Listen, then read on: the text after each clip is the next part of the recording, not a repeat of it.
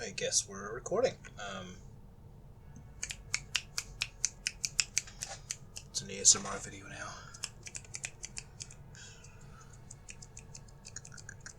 Okay, no, we're not doing that. So, hi, we're here to talk about, shit, look at the glare in my glasses. We're here to talk about Guardians of the Galaxy. The game. The movie. Both, really. Yes, we're here to talk about both. So, I recently finished the game, and it was great. I had fun. Like, look, I know it's kind of been funneled into this sort of like formulaic experience that a lot of single-player games have been doing since Uncharted, maybe before Uncharted, but Uncharted definitely popularized that, I guess, format of single-player action-adventure, where, you kind of have some exploration, but really it's within certain boundaries, so you can't really explore as much as, let's say, you'd want to do, like in a Grand Theft Auto or like a Horizon Zero Dawn, which I've still not finished. But it's fun, lots of fun. I recommend it if you like Guardians of the Galaxy, the movie. You'll have a lot of fun. I've not read the comics, so really my experience with Star-Lord and the gang really is kind of just limited to the James Gunn movies, and that's kind of it. And I like those movies. Like, I've been meaning to watch 2 again, because I remember not liking it that much, but it's one of those movies where in hindsight I feel like, it did some things good. It did some things right. It was fun. I'm trying to have fun with movies, because I went through a long period of time where I used to fucking just pick apart and just go, yeah, nah, well, this actor's shit, that storyline is shit, yada yada yada yada. But you look, man, life's short. Let's enjoy shit. Let's enjoy the movies. Let's just enjoy movies. Yeah, I finished the game like a couple weeks ago. After I did the usual, play it hardcore for like a couple of weeks, and then when the game's just about to finish, you kind of pump the brakes a little bit, and then you kind of procrastinate the ending, which, now looking back on it, it's probably because I was just, I didn't want it to end. I liked the world. The world is this gorgeous, colorful, landscapes, and the characters are so much fun. I just wanted to stay with them that little bit longer. And maybe I like the Star-Lord a bit more because he's not Chris Pratt. Chris Pratt in the Guardians movies is fun. He is fun. The delivery is great. His mannerisms are great. He definitely embodies that character pretty freaking well. Like Chris Pratt the person, that's a whole other dialogue that I'm probably not gonna have. But I'm talking about this video is me offloading my feelings about Guardians of the Galaxy as a whole. And as a whole, I don't mean the comics. As a whole, I mean the movie versus the game. And I'm not trying to compare them as in the game is better, the movie's better, or I'm not trying to make people go towards one direction and go, and no, if you want anything Guardians-based, just watch the movies. Because they both accomplish very different things. The game is much longer, for instance, so you have a bit more time with the characters. They have a bit more time to develop them. You get a bit more into Peter's backstory, you hear a bit more about Rocket's backstory, a bit more about Groot's backstory, Drax, Gamora. You find out way more about the characters in the game than you do in the movies. Unfortunately, just a side effect of movies. The more I watch movies, the more I feel like they should all be coming out as miniseries. I feel like they should all be broken up into 8 one-hour episodes that just kind of pound away at the characters and just give us a bit more to sink our teeth into, because after playing the game, I feel like there's some relationships in the movies that just don't have as much weight as I remember them having. I watched the movie probably the same night I finished the game, because I'm like, shit, I need more of that red jacket and helmet combo, because, it's a vibe. It's a fucking vibe. 80s heavy metal and 80s bops shooting aliens in the face. That's a vibe, bruh. Not gonna lie. Yeah, so I watched the movie after playing the game. And the conclusion I came to is Guardians should have been a miniseries. It should have been, because we get a fraction of the time with each character who is not Peter Quill in the movies, to the point that when I watched the movie again, they felt a bit one note.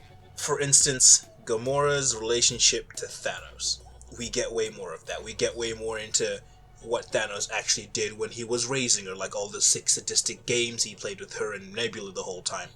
We get to that point where she has been kind of acting off for a couple of missions, and then she kind of just explodes and tells the gang that, you know, I got some shit I'm dealing with, man. I had to kill Nebula at some point. And that's heavy.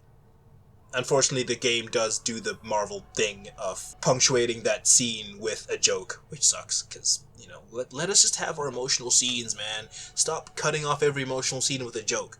Because Marvel movies do have pretty emotional scenes. The problem is the emotional scene just kind of gets ruined by the fact that at the end of it, someone says some dumbass line and then we gotta go back to, you know, making quips and beating up CG monsters. That's the problem with it.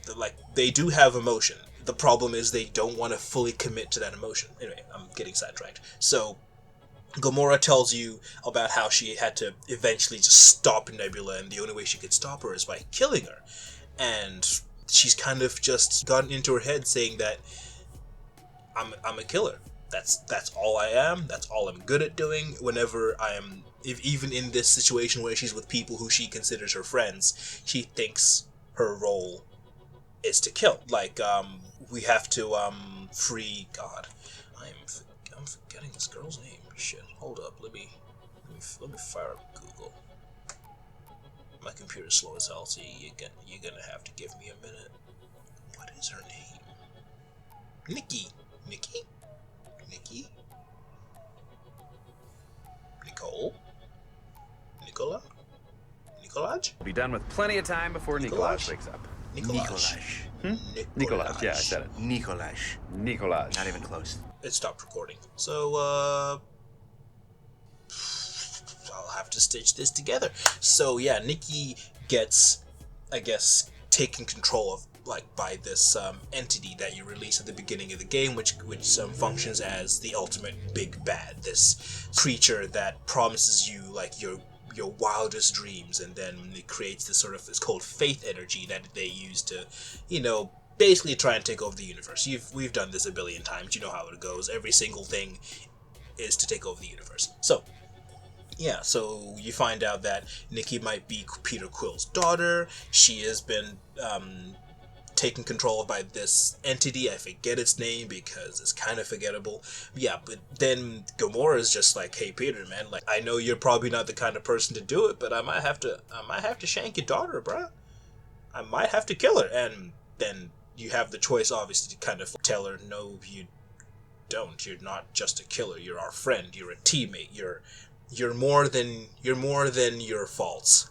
Which I feel like the movies do touch on something like that, but they don't touch on it to the level that I'd like. Because I think the people who are working on these movies are great at their job. I think the scriptwriters, the directors, the cinematographers, I feel like everyone who has put all their effort into these movies know what they're doing, and they're great at what they're doing. But I feel like, you know, on some level, they just can't fully commit to that vision. They can't fully commit to a superhero movie that's all about the emotions, as well as the action. Obviously, we're here to see people kick ass, but we also want that emotion. We also want that connection. So that's just what sucks about it. Like, we get this moment with Gamora that I don't think we ever got in the movies. Like, if we ever got to that moment in the movies, it took a while. It took, like, from Guardians all the way to Endgame.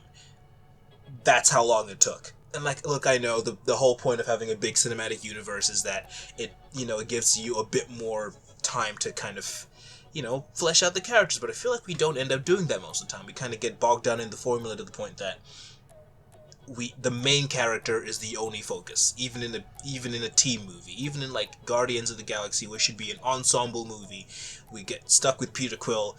Then that's it. Any other backstory for the Guardians kind of comes secondary. So yeah, stuff like that. Stuff like We get to see a bit more about Drax and his family. We get to see Drax interact with his daughter. We get to see him truly, like, feel that loss, and the fact that this entity is promising him even, like, the chance to see his family again, and he's willing to take it. That says a lot more than the movies ever did. And the biggest missed opportunity that I think the movies did not kind of capitalize on was Rocket and Groot's relationship. Like, that shit made me warm and fuzzy, man. Little Fuzzy and Big Boy's relationship made me just it's great. I love it. Rocket speaks to everyone else the exact opposite way that he speaks to Groot. You've seen that Gordon Ramsay meme where it's like you know what? I might as well just make the damn meme. I'll just put it here. Let's hope my editing skills are that fucking good, because if not, this is gonna look awkward as shit. Yeah, Rocket with everyone else in the group, he's just like, man, fuck you, fuck you, fuck you. I don't give a damn. You're big and green. You're smaller and green. You're just a dumbass in a jacket. Basically, every time you go to the workbench that Rocket runs to, like, upgrade your weapons, if you go to the workbench and you don't upgrade anything, every single time, without fail, he's just like, Peter, if I had a fucking space dollar for every time you wasted my damn time. That's not how he speaks to Groot. He speaks to Groot like his best damn friend. Like, it seems like Groot's feelings are the only feelings that Rocket genuinely cares about. Because I guess Groot has always been this very wholesome character. Like, he can be kind of fucked up. Like, I remember seeing in the movie again where he, like, impales 10 guards at once and, like, smacks them across, like, walls multiple times, up and down, side to side. Then he just throws them down. Then he, like, turns the camera and just goes. Solid moment, but kind of fucked up, because, you know, Groot's meant to be like this, like, more or less the heart of the team, because he's always got, like, the most altruistic suggestion whenever they have to have any discussion about something. They'll go, Rocket's like, hey, let's blow it up. Peter's like, hey, let's try con this person and get something out of it. And then Groot's gonna just be like, why don't we just do the right thing, guys? Like, damn. Groot is so wholesome that Rocket and his cold-blooded heart, Groot is the only person that Rocket would treat like someone he gives a shit about. Like, whenever someone wants to, like, take advantage of Groot, Rocket's the first person to say, hey, back the fuck up. That's my guy. You don't get to take advantage of him. No one gets to take advantage of him. And I found that to be, like, so solid in the games. Like, they leaned into that a lot, and it was great. There's a little part of the plot where you have to basically try and infiltrate this, like, I guess, warlord. Her name's Lady Hellbender. She has, like, probably the dumbest outfit I've ever seen in anything. She has, like, bulky ass armor, but then her thighs are just sticking out. Look, I know why the internet loves thighs. We love our big muscular women, but come on, we gotta calm down. Anyway, so to try and infiltrate her base, to try and break into her vault to steal some money. Or you can either do that, or you can basically just try and con her into buying either Groot or Rocket, and she'll give you money, and then you'll break out Groot or Rocket back. So it becomes like, you know, it's a whole con, it's a whole heist, because, you know, who doesn't love a good heist? And the second you even bring up Groot as, like, an option to sell to her, he's just like, fuck that.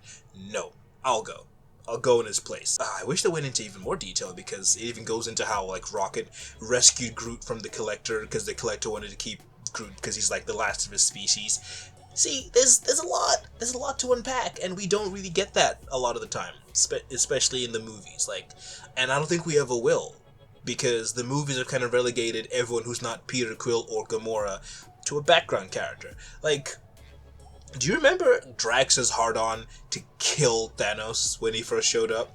Where was he in the last fight?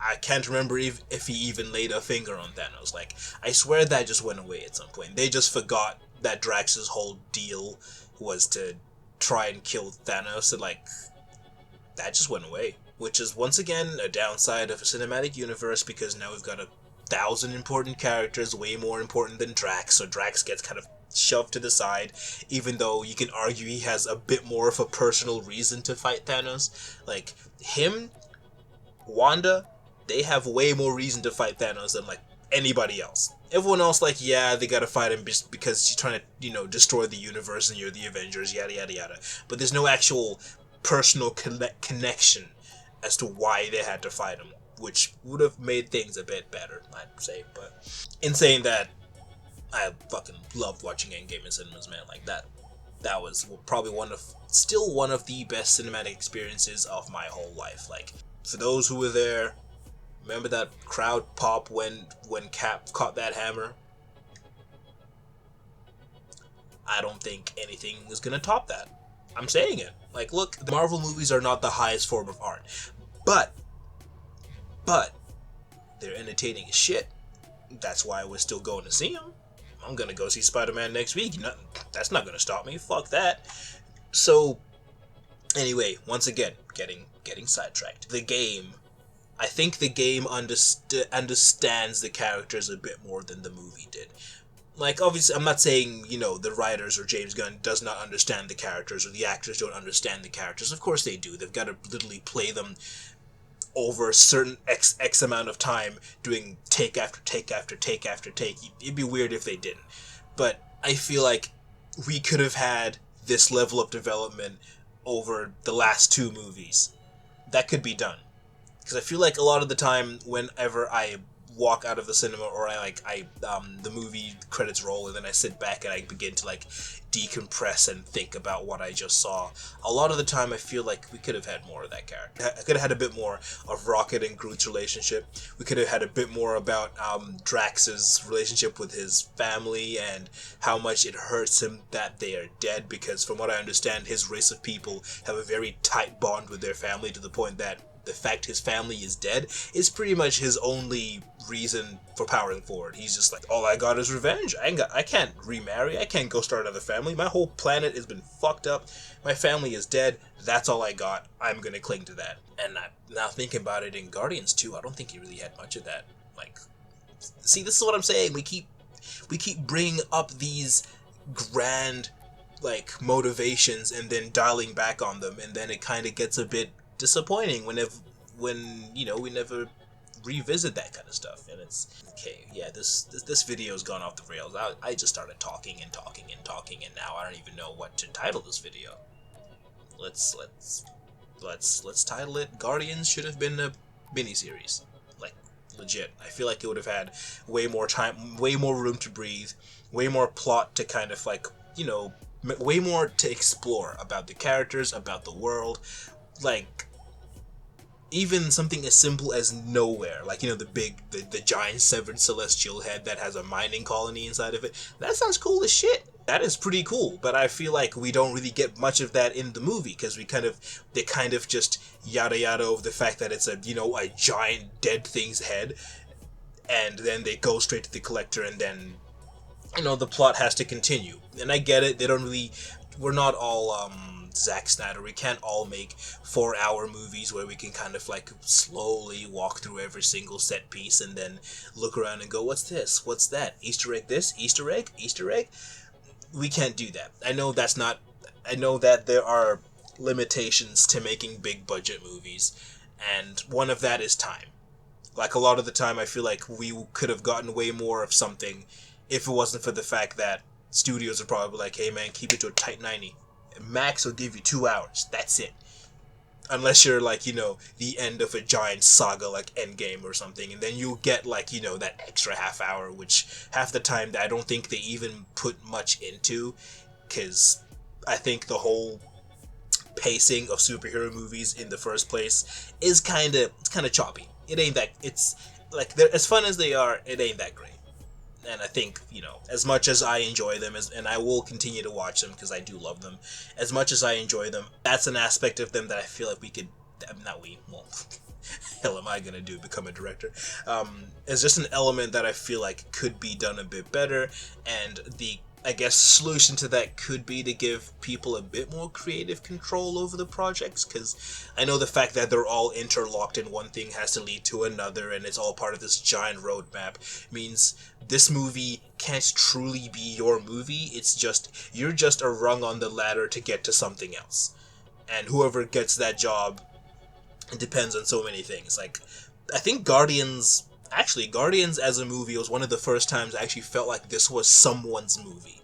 Look, I'm not saying like Winter Soldier or Iron Man or the first Cap movie weren't they weren't not saying they weren't fun. I'm not saying that the director didn't have their fingerprints all over it, but I felt like this felt like James Gunn's movie. This felt like how like it goes James Cameron's Avatar, Zack Snyder's Justice League. This definitely was James Gunn's Guardians of the Galaxy. It couldn't be anyone else. I couldn't imagine anyone else doing it. He did it pretty damn well. I know I kind of spent a lot of time kind of dunking on it, but he did a great job about it.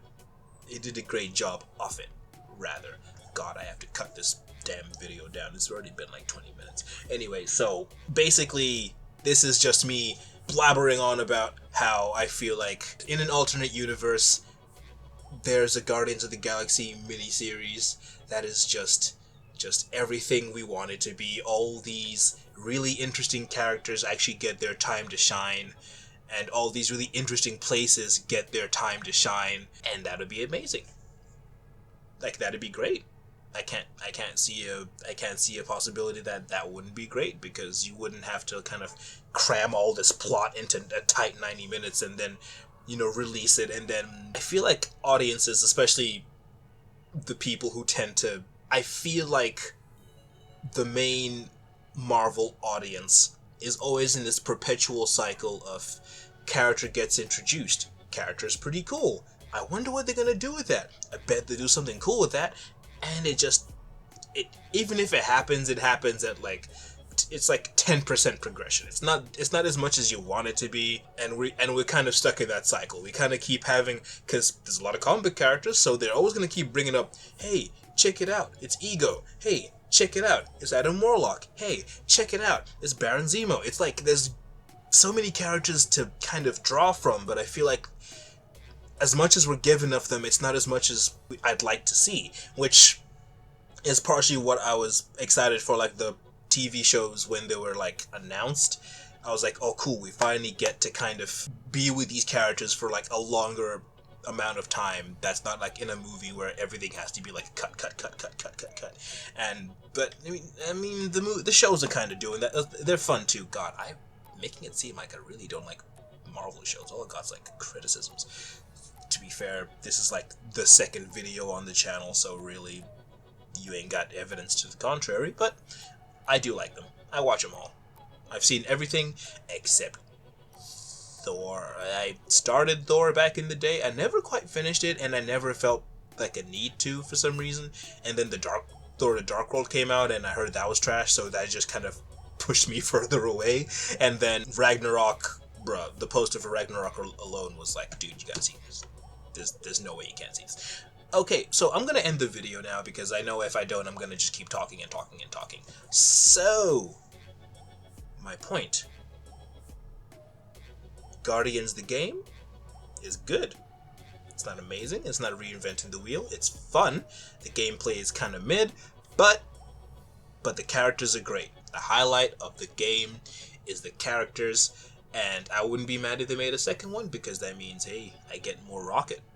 Rocket's my boy. And on the other hand, I also think the movies are great. They're really fun. They really have a great like aesthetic and vibe, and the characters are definitely strong characters. Like, you can't imagine Gamora, Drax, Rocket, or Groot in anything else, because they are like purely Guardians of the Galaxy characters. They can't be anywhere else, and I feel like the movies definitely captured that really freaking well. So I'm always gonna watch the Guardians movies. I'm always gonna watch a James Gunn movie, because he's my kind of filmmaker. He makes things loud, he makes things colorful, he makes the characters really really larger than life. And once again, life's short. As fun as like the minimal brooding characters are, and as deep and introspective as they can be, I'm a kid at heart. I like my loud, boisterous, flamboyant characters, because I'm just it's a simple head. There's not much in here. I just like bright colors and loud noises. That's pretty much all I like. Anyway, we're ending the video now. Bye.